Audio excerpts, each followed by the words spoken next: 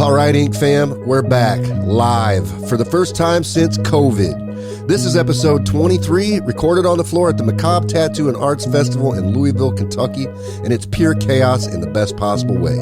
I'm sitting with the one and only Adam Stoner, tattooer, filmmaker, paranormal investigator, and the man who once gave away a 16-foot Nile crocodile just because. We're talking ghost stories, colorblind tattooing, selling everything you own, and why Theo Von might be the secret blueprint to great client conversations. Strap in. This one's uncut, unfiltered, and unapologetically real. And actually, I did spank him. You did not. I sure as fuck did. Or I'm sorry. After the Cut that out, I guess. Do you cuss on this one? Fuck yeah. Okay. It's not a PG show, bro. I cut it all out of mine. It kills the Shout out to Dead City Coffee across the aisle over here. Oh, are we going? Cheers on the coffee. Are we going? It's recording. Are we doing? All right. Yeah, bro. Unscripted. Yeah, Rocky over there. He was on my show this morning, and he is a really good mind. You know, I think you guys would get along greatly.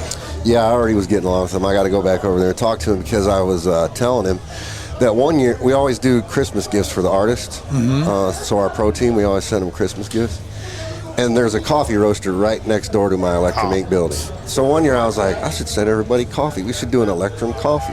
But I'd rather do it with somebody that's, this is perfect. We just set up a deal actually this morning where I'm going to be making the coffee that doesn't taste like ass for the Adam Stoner show with my logo on it. And then now every time I sign anything, like a skateboard that we're doing this weekend or whatever, if there's an A, I just turn into Prince. Like, see, that's totally douchey. I just find an A and I do my little A logo signature over any A. Yeah. And I was like, well, that's what I'm going to do. Dead City, I'm going to put a spray paint A over the logo. And You're very creative like that. You Thanks, got man. a good creative mind. Well, I stole it from Prince. I mean, it's not... The artist formerly known as Stoner. That's right. Well, and that's the thing, too, as you know all too well, man, is it's very confusing in our industry because so many people smoke, and I don't. I'm... Other than Friday, I'm pretty much sober. You just happen to have the last name Stoner. Yeah. I mean, and I'm proud as hell of my name, and I have no illusions of what my name can bring to my life. I mean, it's brought a lot, actually, but it always has that druggy Cheech and Chong thing, and that's just not my brand. I'm like, you know what I mean? Like, you don't have that vibe anyway. Yeah, I know. So when people meet me, they're like, and that's why I've been leaning into it, like with my A logo with the devil horns on there. I wear devil horns on my show for... Well, one for branding because I think we talked about this already, but you got a million bearded tattoo dudes doing podcasts and shows. Well, I'm the guy with the devil horns. The only one. Oh, I know that guy. Yeah, the Stoner guy. And then I was like, Adam Stoner show. I was talking to BG and Thomas Hunt in Atlanta a few years ago, and I was like, I had the idea to do Adam Stoner show because it makes ASS. Yeah. And they're like, if you don't go back in time, find Doc Brown and do that, you're an idiot. And then when I rebranded the show where I could just be me solo talking, like Theo Von style, man did that marijuana, man, we call cocaine. And he just talks, and he gets personal, I'm like, I want to be able to just say my, Adam's thoughts. Here's my final thought, We spend so much time with Tinder in our hands. Yeah. We're not tender enough in our hearts, Rob. You know what I mean? Well, we talked last night about, how we thought maybe Theo Von might take over Joe Rogan, and I think he will. No, you're hitting that on the head, man, because I'm not trying to just talk about my crap the whole time, but the Adam Stoner show, right? People are like, what's your podcast about? What does Stoners talk about? Anything and everything. And this weekend has been a whiplash, man, because I've talked to you, then I have Dave Sheridan on, and he's being doofy. And that whole one, I'm just like laughing, going, I've quoted you since I was 10 years old. I remember watching, Buzz on MTV. Like, you were the guy, and I was like, I want to talk about your Bam Margera connection with CKY. And people don't know that about you. Then the next one I do is Webb, the tattoo artist Webb over there, Atomic. Yeah. And he's like, man, I was in prison beating up chomos. And it's just like whiplash. Yeah. But here's the thing, too, that I think the importance of conversation, right? Like, every single tattooer that I know that's good at giving the people the human experience that they deserve when they get tattooed, we've all been prepping and training to be podcasters. We talk to strangers one-on-one all day long about everything. And then you start kind of just meld it in. And if you get really good at double tasking and stuff, and people just start opening up, and then you have a different brain. And if you're, I don't do it anymore, but if you're like a walk-in artist who has 100 clients, I'm gifted enough to have a clientele that I do like one person a day. Right. And that mentally breaks me because but if I were to jump, like I've been doing podcasts this weekend, jumping brains, it's exhausting. But we've all been training to like open people up. Onions, you know what I mean? Sometimes you cry. Yeah. Yeah, and it's great. And Theo, circling back to that, he does that in a way that we were talking about Walking Phoenix on his episode. Yeah, every interview I ever see, I'm like, is he? We're all on the spectrum. Where is he at? Definitely on the spectrum. But then when you watch Theo, you're like, no one knows how to talk to him. And I was like, this is the same guy. I went back and watched a little bit after we talked. Dude, he just throws out like the most random ass questions, bro. Like, and some to the point that sometimes the guests are just like, are you really that's what you want to know? Like the Pauly Shore one I read. I was like, hey, look up how far people can see. And Paulie's like, why are we asking this question? I know. It's like the most random shit. But you know what, though? Like, here's the thing that you do. And I was telling you this about 20 minutes ago or whatever.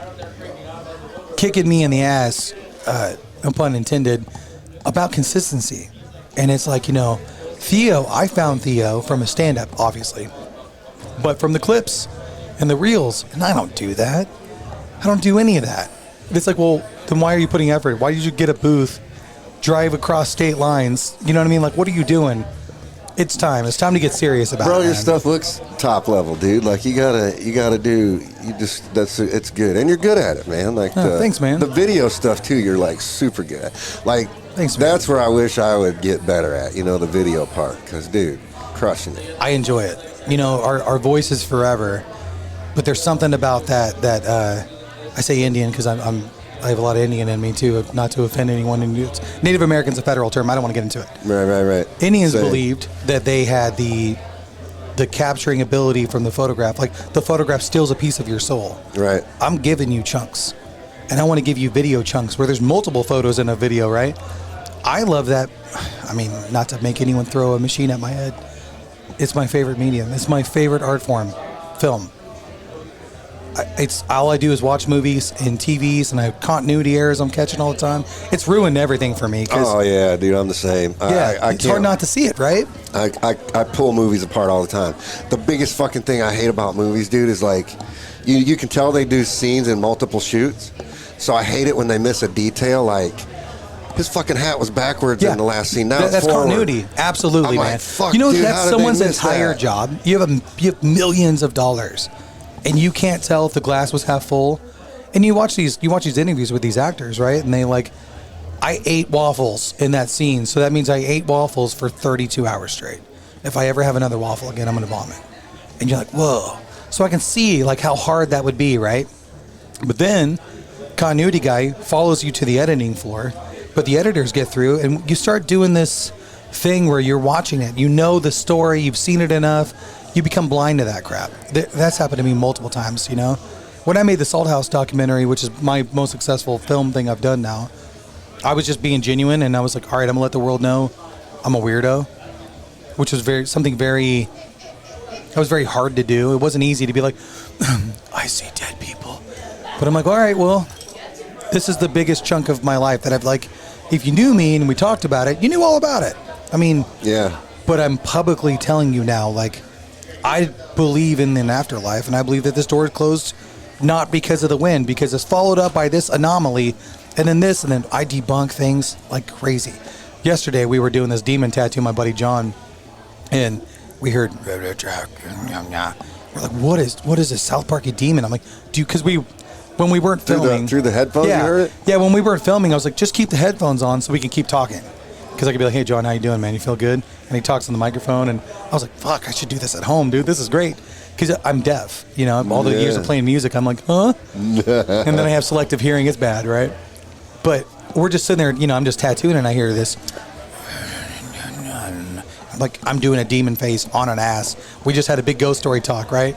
I'm like, John, do you hear that? He's like, what is that? I'm like, clearly, is there music? Because your headphones are far superior to the mic setup that we have, which we figured that out the other day. but I hear them talking in that booth clear across the room. So we're trying to pinpoint it, trying to debunk it, because we both go to like Waverly Hills. You're like, it's not a demon in our headphones. No, what it was Pete was tattooing this dude's sternum across the booth, and that sound was the whack, whack, whack, whack, whack, whack. But the way it was coming through, it was distorting. Wow. And the dude is straight as, and we were doing demons, we were in that mindset. And that's the thing, not to derail us into ghost crap, but that's the thing is that people go to haunted houses, or they go to Waverly Hills, or, you know, asylums or whatever, and you're already wanting ghosts, and then you hear that, I did hear that, and then everyone gets, that hysteria builds up. And you gotta like slow down and be like, yo, you know what I mean? Not everything goes bump. This place is old as shit. There's a rafter up there. By the way, that was a rat. You know, no one saw. Look at the green screen. You see the glowing eyes. You're like, debunked. It's important to be a huge skeptic, and I'm a huge skeptic. But anyway, dropping that video, the reason why I brought all that up, it's been a long weekend, man. Sorry. My ADD is way off right now. No, all different daddies. I love it. Making that video, I purposely went continuity errors on purpose, because I was like, I want this whole film to feel uneasy, down to, you see the bottom, your camera you got right here, right? You got the little boom stand at the bottom. Yeah. So, you know, Jackie'd be up in the hallway upstairs in the salt house, and you just see the edge of the boomstick sticking out, because that shit drives me crazy. Like, oh, dude, you see the camera? Did you see that boom mic just touch right in the middle of the porno? You see that little boop, boop, right? And I'm like, oh, now I can't even watch. The mood's over. But I was like, I'm purposely going to be messing this up. And shortcomings is, what I should be focusing on is audio, because that is the hardest thing. And that is, when I did the Hell City documentary, Derb talks like, hey, you know, he's been on this show, right? Yeah, You've had Derby, yeah. So with this, I'm sure it was easy and good to go. But when I had my mic set up, he's like, Hell City is the thing that we always do. And then we do that. So the entire time I kept chasing Derb. Well, Derb's 90% of the talking in that. And then Paul Booth was like monotone. I was like, perfect. Because he kept the same, it was like ambient, you know what I mean? I was like, oh, yes. And then Golden Yeti comes on there, and he's screeching like a hawk, and like talking about Phoenix, you know? And I'm like, oh, he blew out the speakers. Don't you have voice levelers on Final Cut? Yes, but that's where the education falls. So that's my biggest thing now too. But that's, I guess what I'm getting at is that I feel like, even though my consistency in my production or whatever has not been there, it's because, well, one, I've had life keep, every year it seems like I've had like a life smack just take me all the way back. Right. And resets. you know, and you know me in my personal life, like I closed down my $2 million shop, and I'm selling my $1.6 million home right now, and I'm like, I want to go live in the middle of nowhere with 1,000 square foot, maybe get a dog and a black goat. Simplify. And because I know what's important now, and I'm looking around my room going, these skateboards on the wall that, you know, I've got, these are important. This couch, it's not important. So I've now been able to pluck the jewels. You know, it's like the pearl in the middle of the clam, right? Yeah. Clam's great. I only want the pearl. And now I'm starting to see that in my life. I'm like, I want to destroy Rome to build back a stronger one. Yeah. You know? But audio is my next thing, because I do care about film so much. And I got that from, I believe Steve-O, I'm sure said it at some point. But this moment we're having right now is never going to happen again. You know what I mean? The last time I did someone else's podcast at a convention was Fireside. And that was at Tattoo the Lou, I think there was a one in 21 something, I think 19 or something like that. And like, you guys are all jerks to me, because like today, voice was gone. You know, I didn't drink last night, so that was good. But that one I did. And my buddy Nate from Rev 23. Yeah. He Nate was laughed. like, yeah, he's my best friend. He was like, hey, Jake, you should have Adam on. And I was like, what are we going to talk about, bro? And he was like, oh, dude, we'll just sit down. We'll just have a conversation. It'll be good. I'm like, oh, sweet. We sit down. He's like, so what advice would you like to give young tattooers in the black and gray world? And I'm like, dude, I am hungover. Voice was gone. Fought with my ex-wife the whole night. I'm like, oh. Tried not to get shot. We're in St. Louis. You're like, don't get married. Well, at that time, I wasn't married yet, you know? Oh. But I mean, we were together for 20, you know, yeah, I love Jackie to death. Mm-hmm. But anyway, so I was like, dude, this isn't everything and anything. So when you asked me, I'm like, oh yeah, I know that it actually will be. So you definitely lead me here because I'll just keep rambling, bro. No, I wanted to touch on two things that you said. Number one, I was telling you got to get on that AI editing stuff because, dude, it's going to level the voices for you automatically. It's going to produce the clips for you. Arrogance is an evil demon, is it not? I mean, it's going to save you 2 hours in your editing time. This weekend, you may be, I mean, like when we were talking, I think Friday or whatever, I will fight tooth and nail. I mean, no, because I want to touch every part. It's like the screwdriver, man. Use this drill. I got it. It's like unless you're working on a car, grab a drill. It's time. I know. It takes all those awkward pauses. You know, those. I don't have those. Yeah, those. What was that thing called?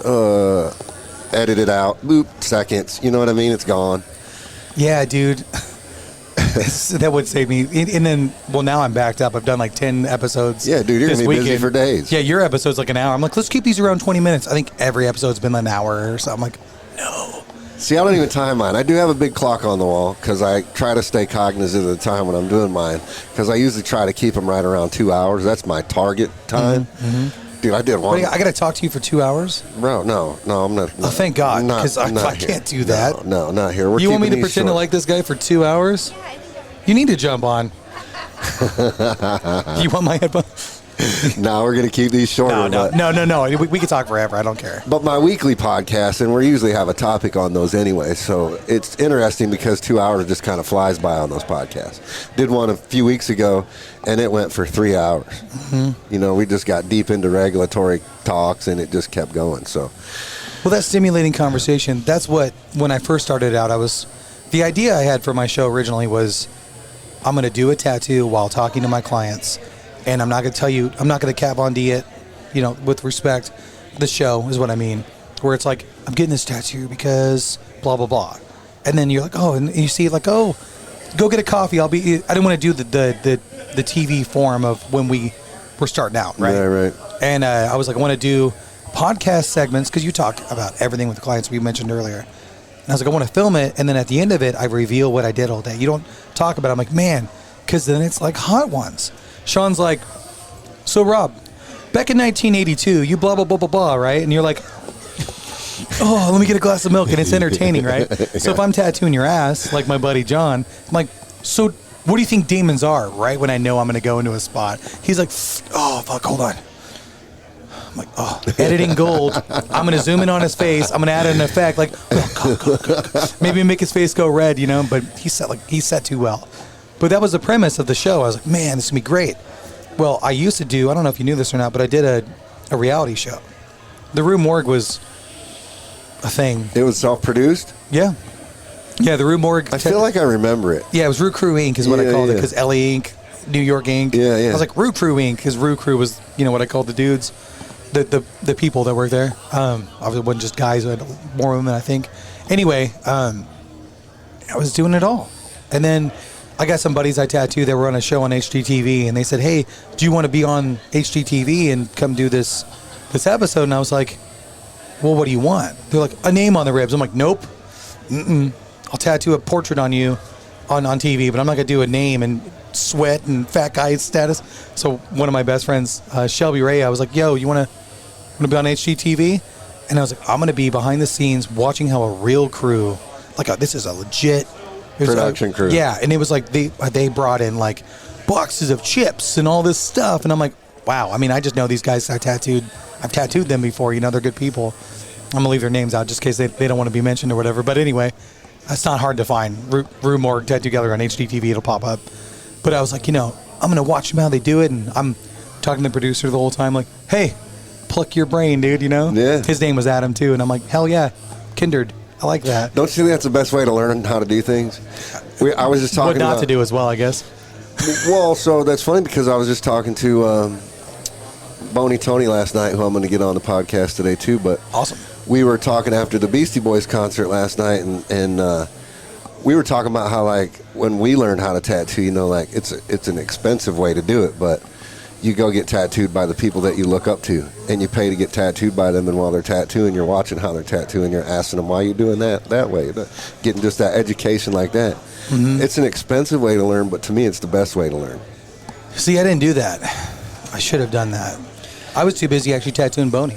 Yeah. You know, I actually met Boney. I'm going to blow him out of the water here because Anthony's story is amazing for me. Yeah. I actually met Boney because I was a bail agent before I was a tattoo artist. I don't know if you knew that or not. No. Yeah, I used to bail people out of jail. That's funny. And arrest people at nighttime and stuff like that. And that's actually how I got into the industry. It was through Joshua Carlton.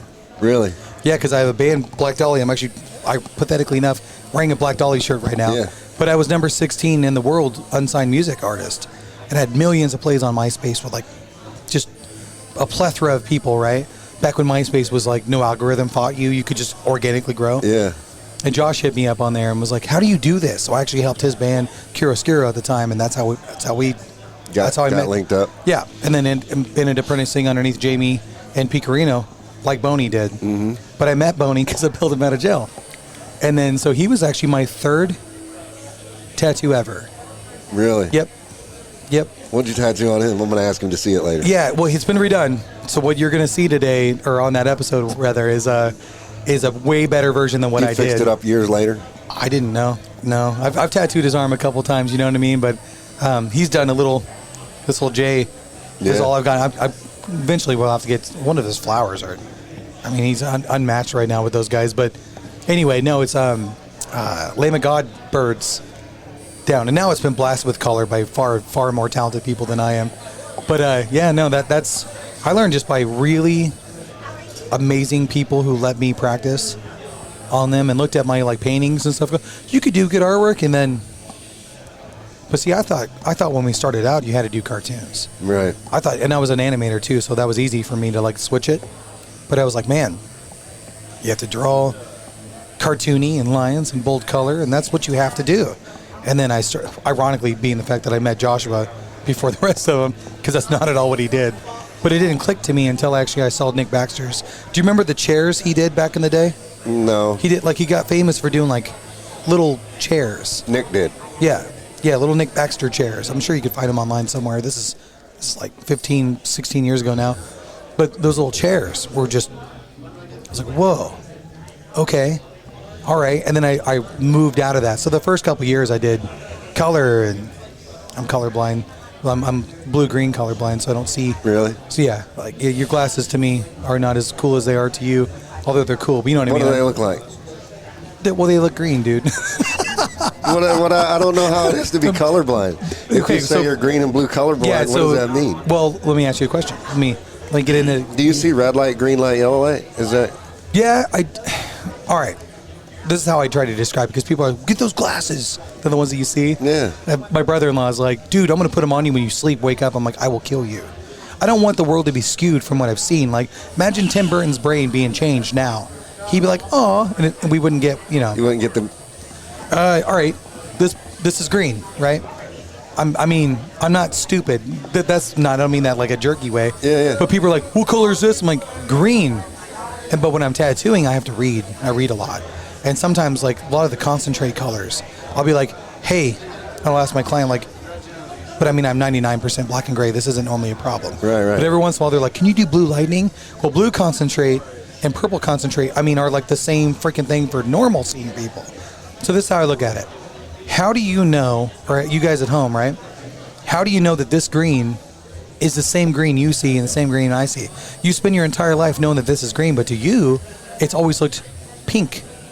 But you know that that's green, so your green is just pink. Yeah. That's how I believe being colorblind is.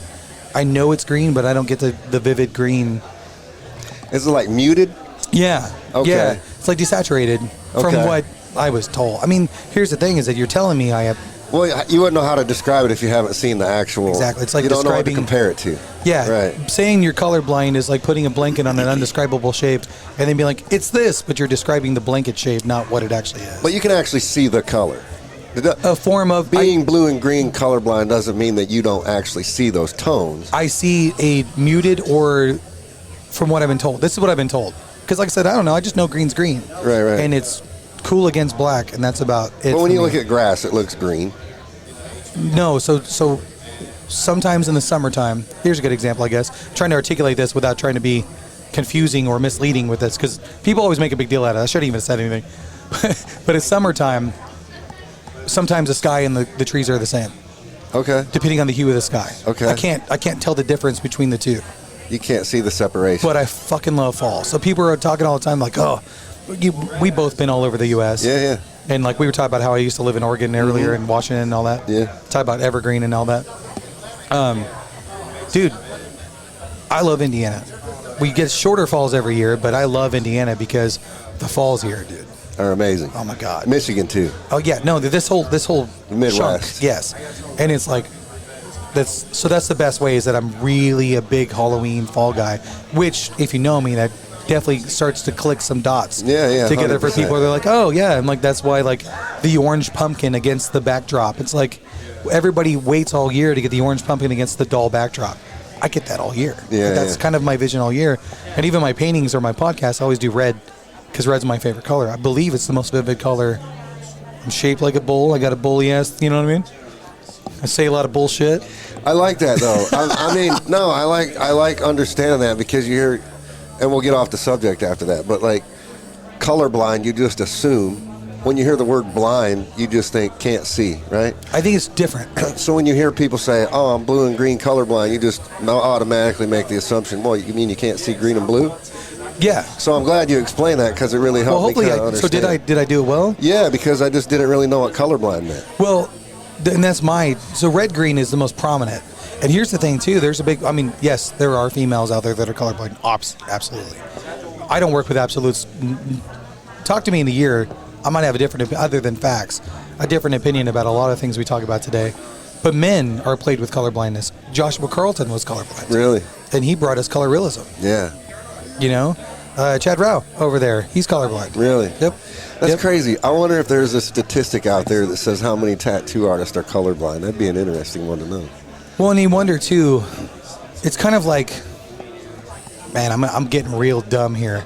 But it's fun. Whatever. We're having fun, right? We're drinking Dead City coffee. Yeah. You know what I mean? I noticed Robbie Ripple's things on here, the rad movement. We talked about that earlier on his, which is good. great. Yeah.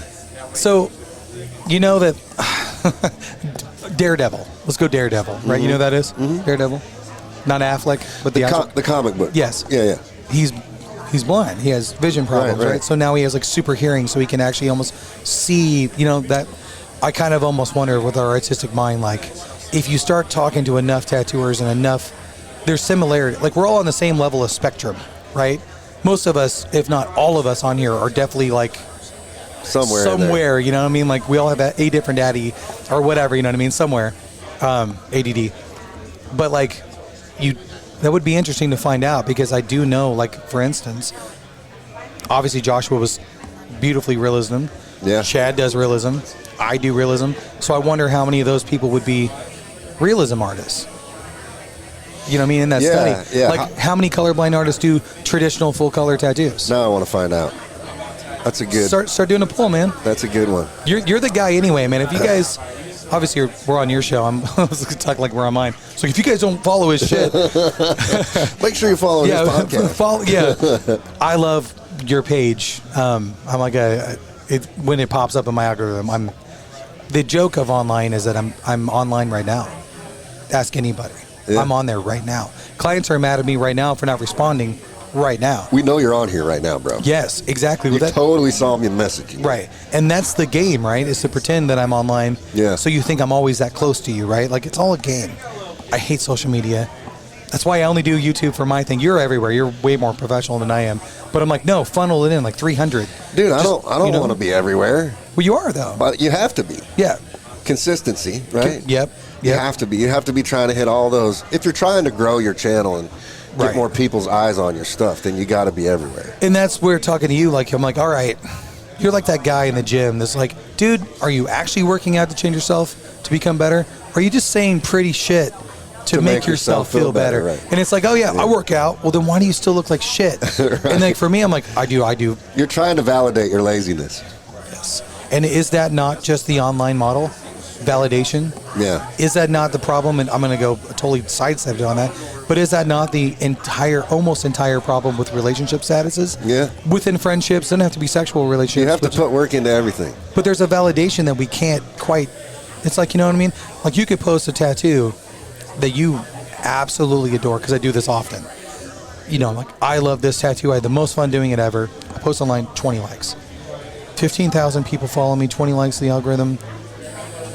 I didn't pay for my followers, but it sure looks like it. What is happening right now? Right. Why do I nobody's suck? seeing my shit? But even then, I'm like, so no one liked this tattoo. And in society, that's what we do. We just start bending and bending and bending. Like, oh, no one likes when I wear this shirt, so I'm not going to wear this shirt anymore. And I'm never going to wear that again. You kind of get rid of it, and you like this shirt. And if people are like, I like your shirt, you're like, I'm going to buy more of these shirts. And that's why we have so many norms in society, right? Yeah. But there's that validation everywhere that's just awful. Yep. Forget where I was going with that. Whatever. Doesn't matter. Validation, And man. the consistency thing, that's what we were talking about. Yes. So you've been the man in the gym now to me. Like, I'm like, all right, you got it being everywhere. That's what we're talking about too. But you know the funny thing, Adam, is you don't realize you've been that guy to me too. Like when I looked at totally, dude. Your video production's like when I watched your Cribs episode, I was like, dude, this fucking guy is like blowing shit out of the water with this video stuff, bro. My son filmed that with my cell phone. Dude, it's so good, bro. And I'm just like, you need to do more video stuff, dude. Dude, that's why this is the first tattoo convention that I've, like, I say that because I only did one tattoo here, but this is the first tattoo convention that I've worked since Hell City 20-something, 22, 21, something like that. Because I'm like, I want to be here filming, and that's the immortal thing we're talking about. If I can come by your booth and capture you in this moment, then I have you in 2022 in this moment forever. You're immortal in that moment. One day when you're an old man, you can look back and be like, what was Hell City like when I was wearing a devil outfit walking around? I'm like, Rob, look at this part in this video. There you are, dude, you know? And that's kind of become like the thing for me, man. I've really just enjoyed that film. So that means a lot that you've appreciated that. Yeah, I do. It's inspirational to me because video is kind of where I slack a little bit, you know what I mean? To me, that takes a lot more time, even though I'm using AI to do a lot of my stuff. Mm-hmm. But when you have a 2-hour-long episode, you got to go through a lot more shit. You got to clean up a lot more shit.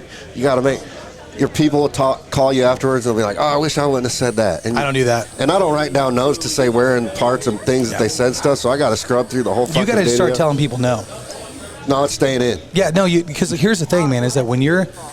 Did I forget that I have a Britney Spears microphone on my face? Mm-hmm. I feel like a Backstreet Boy, like bye right now, dude. Yeah. Did I forget that there's a camera right here? You know? Yeah. I don't know. I need a dog. Yeah. What's up? No, we just wanted to awkwardly look at you because you guys were... Yeah. No, like, did I forget what I was saying? Like, oh, dude, you know what? I said something about being bye Backstreet Boys. It's really going to tarnish my dad rock energy. Can you, like, take away the pop in it? Like, dude, no, you're on... And I've had a couple soldiers and like first responders be like, hey man, I think this isn't declassified yet or whatever. I'm like, all right, okay. If you're gonna get in trouble like on a military world, I'll pull it out. But if you're just like talking, no, dude. If you're like, oh, I might have hurt somebody's feelings, tough shit. When are we not? There. What is acceptable at this very moment? Can you say the R word right now? Do you think? Rob? Fuck, I said it, dude. Oh, I gotta cut that out. Where's Grant? I gotta cut that out. You don't dare. In fact, I want you to send me that clip. That's the other thing I get too from my people. They're like, can you send me clips? I'm like, bro, I don't even post clips. Did you not hear what I said to Rob? What are you, Rob? You didn't get it? Anyway, dude, that's happening. You just changed my whole vocabulary. But dude, I wanted to ask you one question because you just mentioned that you sold your house. Yep. And I know you have a massive, like, seriously cool art collection, right? Yeah, but you want some of it? That's what I mean. You've been selling a lot of your shit. Now you said, I'm looking at the skateboards. I'm looking at the couch. Mm-hmm. Skateboards important. Couch, fuck the couch. Yep. Get it. Fuck your couch. But all your art's cool too, dude. And like, it's special shit. Everything's got sentimental value to you. So it's like, how do you make the decision, like, to get rid of your art and like just downsize? And do you think you'll regret that later? Because I feel like I've gotten rid of stuff in my life and I'm like, damn, I wish I wouldn't have got rid of that. Well, that's because what you own ends up owning you. And if you have regret about things, they still own you. I've had so many things in my life that are just insane. For instance, you know, my great friend Dante. Yeah. Right? I was selling a 16-foot Nile crocodile from Egypt. It is the biggest one in the U.S. It was the biggest one on display for years while I was at my shop. The Smithsonian doesn't even have a Nile crocodile. This thing was a dinosaur. If you would see this thing in the wild, you just instantly die kind of vibe. Like, heart give out. He would just swallow you. You know what I mean? I was selling it online. It got value. My CPA is like, it's $40,000. I'm like, yeah, but something's only worth what you can sell it for. People are like, I'll give you $500, and I was insulted. I had some guy offer like a couple $1,000s for it. Insulted. I gave it away. You just gave it away. Yeah, because you know what? You're not going to respect it enough to pay $2,000 for this crocodile. This is the only one in the U.S. on display, especially this size. This thing it belongs in the Smithsonian, right? Dante will appreciate it if I give it to him. So when it comes to my personal paintings, I never sell them. I give them away. But my kids and my paintings are very similar until I made that switch where I'm like, if I go into, I'm not going to disclose where I'm going or what I'm trying to do with my life, and because my life has been very public. Obviously, I give you a tour of my house online. Yeah. When I relocate, private, a ghost. I'm gonna be one of those things I claim to see, right? A spirit. There's no room. There's no room. One of my paintings I have is a Dusty Neal painting. I actually bought it from Joshua when Joshua I took over the Great American in Shelbyville a year and a half into my apprenticeship with Jamie Carlton, Carino, and we took it over. And I was in the shop, and Josh is like, "How much money do you have in your pocket?" I was like, "I don't know, like $800." I pulled out, and he goes, "Cool, sold. You get all these paintings. Nick Baxter painting, Dusty Neal, Jacopo Bianco, like framed, matted Nosferatu painting." And I was like, "What?" And I just immediately inherited all these things, right? Well, after you meet, like Matthew and AJ Fields and all them, you're like, "I have your painting." They were upset. See, to them, they don't care about the value of their painting. I'm speaking for you. Sorry if I'm speaking for you. You don't like that. It's years ago now. And nothing against Joshua when I say this either, with all respect. But they were dead set. Like Matthew on his website says, in the collection of Joshua and Nicole Carlton. That's what meant something to them. Yes. Who had the piece? Who had it, because I know that Dante loves that crocodile because I gave it to him, right? And then who's this little apprentice douchebag stoner guy? Nobody even knew me at the time. And I'm like, "I'm so honored to own your painting, sir." I was like, "It's really beautiful." Nick Baxter, what do you mean by this painting? This painting is an alien with an American flag noose with a barbed wire chain around the front of it. It's my Nick Baxter painting. I'll send you a picture of it. Yeah. "Nick, what does this mean?" He goes, "What do you think it means?" I'm like, "I don't know. That's why I'm asking you." He goes, "Mm-hmm."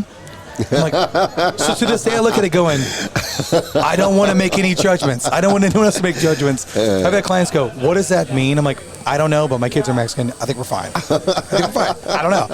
But it's just art, right? So it's interpretation, and that's, I think, was his shock value with that, right? Yeah. But anyway, to answer your question is that I had it once. And you know what? I found the value of filming it, having it, and having the film. Yeah. I had a 1967 Cadillac purple hearse with green LEDs. You ever see that thing? Yeah, I did. Oh, dude, it was your car. I borrowed your car for a while. It was totally electric. Yeah. Then I was going to do T-shirts out of it. Like when we show up to conventions, take it to a convention, open the doors all up, slide a coffin out. There's my merch. The whole wagon. Super cool. Sold it to get my house I'm selling. I needed a quick $13K. Yeah. So I just sold it. I bought it for $8,000 or $9,000, I think, flat, just outright. And then I sold it for $13,000. I'm like, so I got paid a few $1,000s to pick up my kids from school and look like I'm in the Addams Family. And it had an ice cream, just a little side story. It had a little, like a siren on it. You could make it like ribbit at people and stuff. But there was an ice cream thing, like a little button to play the music for the ice cream trucks. And we would go to the park. My daughter was super young at the time. Of course, this thing doesn't have seatbelts, you know what I mean? So I'm like, we drove it very carefully. But honestly, if you ran into that thing, you're hurting yourself. That thing would have been fine. It was a tank. But we would go to the park, and my daughter Nora would just push the button, and you'd see all these kids running, and then they'd stop. And and they'd freak out and run the other way because it was this creepy purple hearse coming through. I'm not surprised we didn't get cops called up, but she would just laugh. It was her favorite thing to do.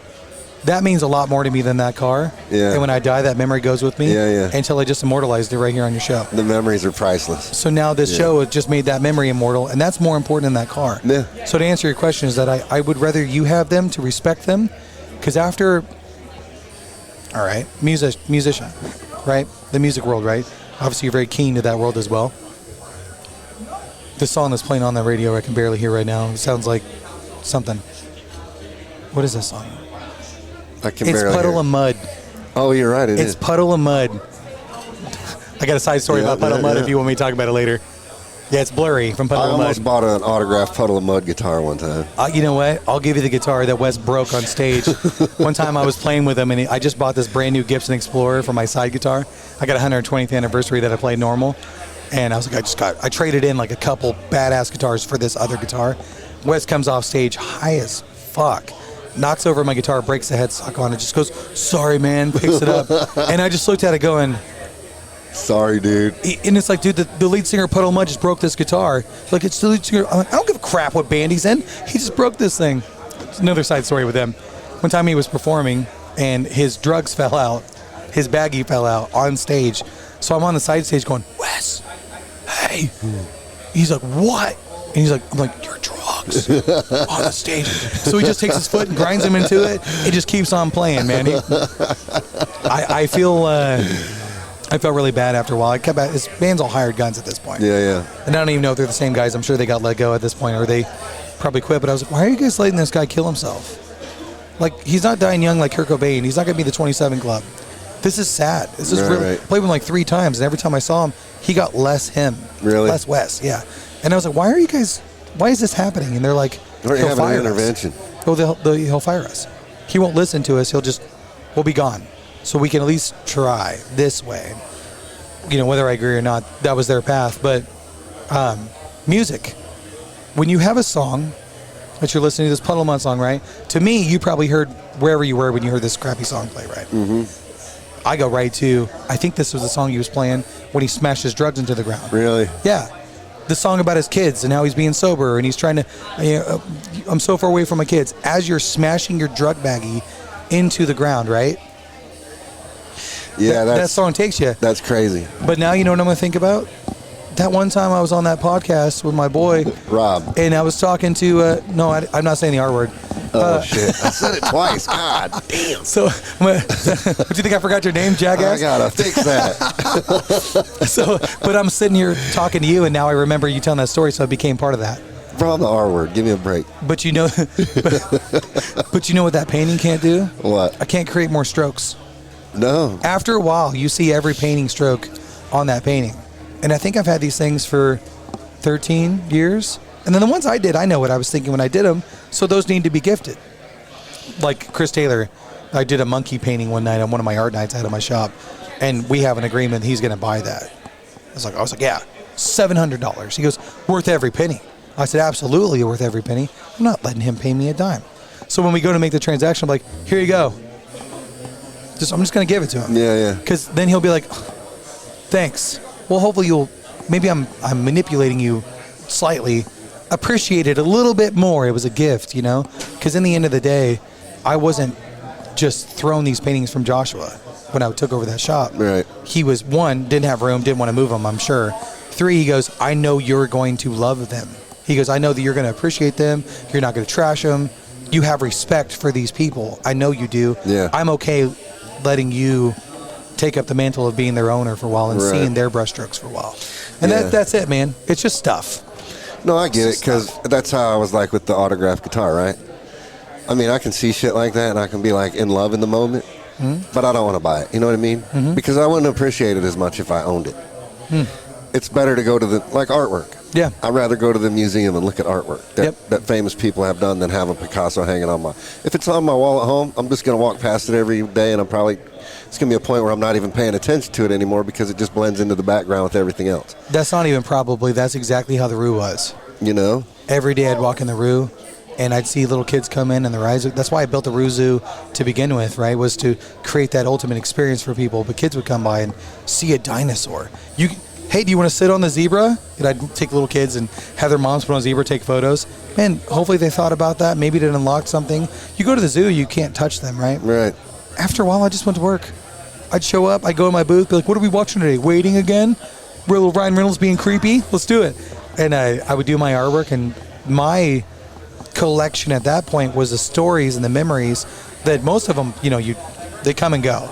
And then you don't even remember again. Right. Then you see your clients in the store, and they're like, Adam, what's up? And I'm like, hey, you? And I look at their arm, I'm like, oh, dude, how's your aunt? They're like, oh. But I would look at your arm the whole time. I didn't look at your face. Right. So that happens a lot too. But I started trying to hold on to that more. And then totally just blowing this whole thing I'm saying out of the water. My current private studio, the Salt House, is to the brim with dead people shit. Like everything in there was someone else's new thing where they have now died, and I've collected their dead people shit. There's a dead body in every single room of that shop. And I mean by like a full skeleton, or I've got like a 1,000-year-old human skull from the catacombs that I named Ambrose, or my uncle's ashes are in there, or like there's some piece, not like an actual dead body, but you know what I mean? Right. There's Parts someone, of a person. yeah. In my booth, I've got these wreaths on the wall, and it's so funny because I just kind of tease the tour. My booth is the weakest one in the tour because it's my booth, and there's these wreaths on the wall, and they're like, people are like, huh, that's cool. And they look at their tattoo in the mirror and stuff. And like, you got a lot of weird shit on the wall. And like the ceiling in the other room, like my guest spot room, I'm having Ouija boards given to me, right? And they're all on the ceiling. They're spiraling. That's dope. And pretty soon that entire ceiling is going to be nothing but Ouija boards. I've got a Ouija board tattooed across my stomach, you know? I wish I would have thought about that. Side note, got a planchette tattooed on my hand. So every time I'm like, where do you want to eat? You know, or like Signal will be like, hey Rob, oh crap, I said it, sorry. Like, hey, like, you know, like we can have like a code, like, hey, when you're ready to go, or you'd be like, do you want some of this? I'll be like, no, or yeah, you know. But anyway, too late. Hindsight's 2020. I had Aaron Peters, great. You ruined that for me, dude. So he did a stupid tiger on my hand that I asked for. But they're like, you know, like what is some of this stuff? It's almost like they're there all day, and they're like, huh, what are these things? I'm like, oh, these guys? This is 1800s human hair. They're like, what? I'm like, yeah, see this picture? This woman had died, and they took her hair and then made it into a wreath. Have you seen these? Yeah. The Victorian hair wreaths? Yeah. Yeah, and if you don't know what they are, they just look like wreaths in little shadow boxes. And I'm like, yes, but this one is actually really cool because there's one that's like separated by itself, right? And I've got a Grandma Pat. My Grandma Pat is the new Rue Morgue monkey, because I'm still the Rue Morgue. Yeah. People think it died. It didn't die. It died, but It just its evolved. ghost now haunts the Salt House. It's evolved. Yeah. It's now in a spiritual realm for me, quite literally, because I'm like, oh, it's haunted. You know. Yeah. Pete's over there shaking his head, going, "This shit doesn't exist, dude." Skeptic. But anyway, my Grandma Pat is the spokes mascot. So when I book somebody, there's on my YouTube page, there's Salt House rules. If you guys want to know what I'm talking about, my Grandma Pat is on there going, Rule 1, smoking. Have you seen this? Oh, dude, when I filmed it, I was like, gold. But my grandma is so precious to me in so many ways. Obviously, it's grandmas. I hope everyone feels that way about their grandma. But my grandma's like terrible. She's just a beautifully amazing, terrible person in so many great, beautiful ways. And I mean that with all respect. She'll be like, oh, Tiny Tim, well, he's an F word. And I'm like, you can't say that. That's the N word of the gay world. And she goes, the N word? I'm like, Grandma, I know you're old, but you know what you're doing is jacked up. And, you know, my son and I are on the floor like, you're just the epitome of like that racist old lady, but you're not racist. She's not racist at all. But you know what? They say terrible shit. Yeah. That's my Grandma Pat. Drinking beer, smoking cigarettes. Well, hey, I want to check out. Sorry. That's all right. Tell people where to check out your documentary, because I want people to see that, and tell people where to check out your podcast. Yeah. So the documentary is on, everything's on my YouTube channel. Just Adam Stoner on YouTube. I put all the Adam Stoner show, the old podcast episodes. I believe Rue Crew Inc., the TV show I started getting sidetracked on that I made earlier, is on there. All my podcasts, the Hell City documentary, the Indie Tattoo Expo films, and the Salt House is the name of the film that's currently right now the documentary about the shop. And then since making the Salt House film, if you do enjoy it, I'm actually working on Salt House 2. The title is, up in the air. I don't like that title, but basically what happened is that after that film came out, investigators came from all over the world, and they've told me I was wrong on several things and backed it up with evidence where we were lied to. And people have, so little spoiler alert, middle of the film it says no one died in this house that we know of.